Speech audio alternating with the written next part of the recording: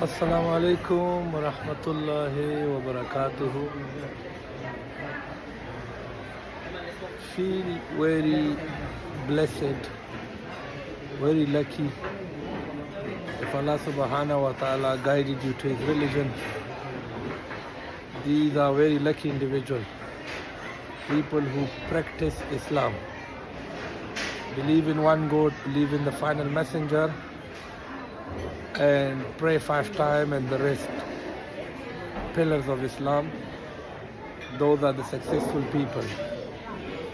The life of this world will end one day, whether it's today, whether it's tomorrow, whether it's 10 years, 20 years, 30 years, it will end one day. But the good deed that you do, that will be kept with you and you will need it in the hereafter.